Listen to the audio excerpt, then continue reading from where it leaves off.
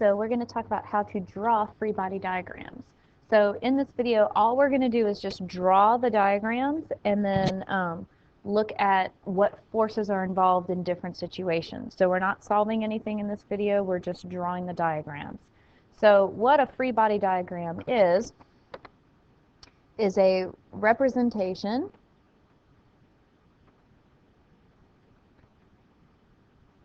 of all the forces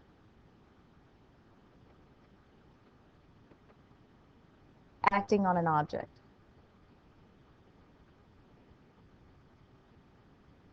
And notice I did all capitals and underlined forces. And that's because in some problems you might be given the acceleration, but the acceleration is not drawn on the free body diagram. The only thing that's drawn on a free body diagram are forces. So forces go on free body diagrams. Free force. So both are F's.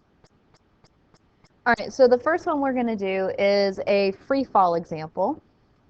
And so for free fall, if you remember from way back, is an object under the influence of gravity only.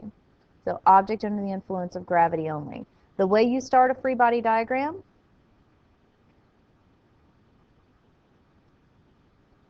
is with a box.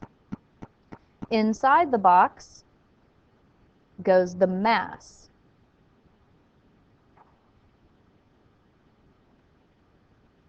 And the mass is always measured in kilograms.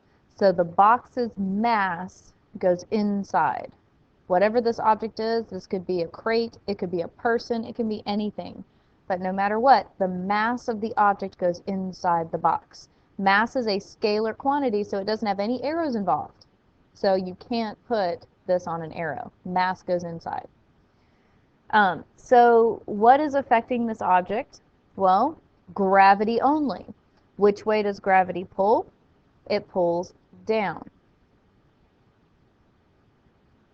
So we're going to draw our arrow pointing down. So this arrow represents the force due to gravity. And what did we call the force due to gravity? The weight. So force due to gravity is the weight. So for any free body diagram that you draw, there will always be a downward arrow which represents the weight. There we go. So for a freely falling object under the influence of gravity only, you only have this arrow. That's it. There's no air resistance. There's nothing pulling it left or right. It's only gravity. So free fall, one arrow, which is weight. So now, what if we're falling with air resistance? Well, first thing we're going to do is, again, grab our box. Inside the box goes the mass in kilograms. Is weight affecting an object that's falling? Of course it is. That's what's causing it to fall is gravity. So we once again have an arrow going down, which is our gravity. So FW. And what was the equation for this? So weight is mass times gravity. So if you have the mass here, you can plug it in. You can get your value right away. So if it has air resistance, resistance means opposing.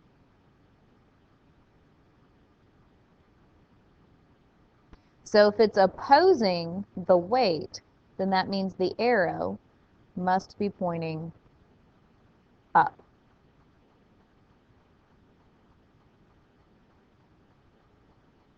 There we go. And so we call this one F, air. So force due to air, force of air, force of weight. So for an object falling with air resistance, there are two arrows, the weight pulling it down and the force due to air resistance pulling it back up. So now, what if we're on a frictionless surface? So frictionless surface. First thing we need, of course, is our box. And now since we're on a surface, let's pull in a surface. And so literally all you have to worry about is just drawing a line underneath, and that represents the surface it's sitting on. We're only going to really deal with horizontal surfaces, so you only need to draw a horizontal surface.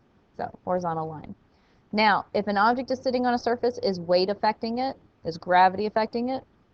Of course, because it's being held on the surface. So there is a force pulling it down. So we'll go ahead and put in our weight. Go ahead and make this a little bit smaller. There we go. So we'll label that one. And that again is equal to mg. Mass, of course, goes inside the box in kilograms.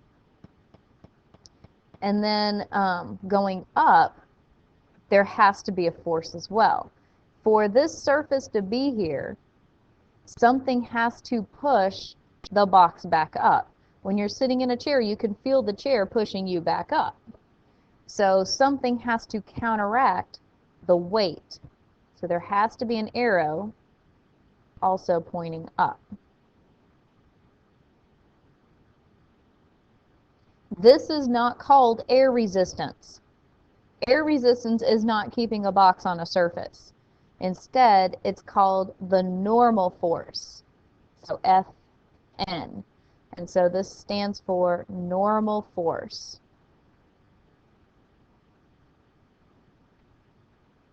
The normal force is the force perpendicular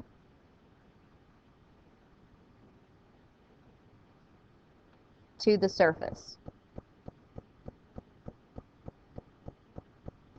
So the normal force is the force perpendicular to the surface.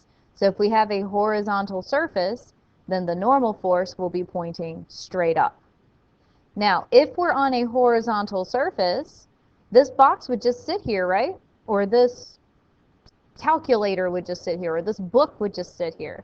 And so the weight is going to be equal to the normal force. So this is going to be equal. Equal and opposite, right? Newton's third law, equal and opposite, right? So for this to be here, the box is pushing down on the surface is pushing back up on the box. So normal force is equal to weight. Now this N stands for normal, not for net. We use actually F net for that. So now if it's a frictionless surface, then we're assuming we're going to be pushing the box as well, right? So let's push the box. We're going to call this the F applied, F-A-P-P. So this stands for applied force. So this is what you're actually applying to the box. This is what you are pushing at. So for a frictionless surface, you now have 3 arrows. You have the weight pushing down on the box. You have the normal force pushing back up on the box. And now you have the force that you are pushing at, the applied force. So the last one is if you have a surface with friction. And so we always start with a box. And we're going to go ahead and put this box on a surface. Go ahead and pull our surface up. Okay. So we still have our same 2 up and down arrows. So we'll go ahead and put those in. Here's our up. And then here's our down.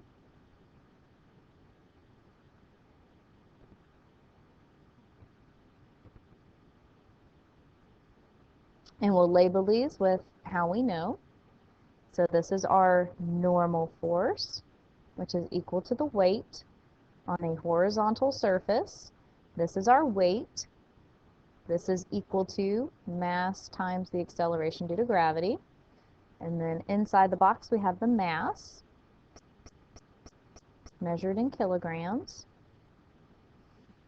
And so now what we need to do is put in our friction force. So friction is an opposing force. Here we go, let's change color. So this opposes motion as well. Air resistance is a type of friction. So this is an opposing force for motion.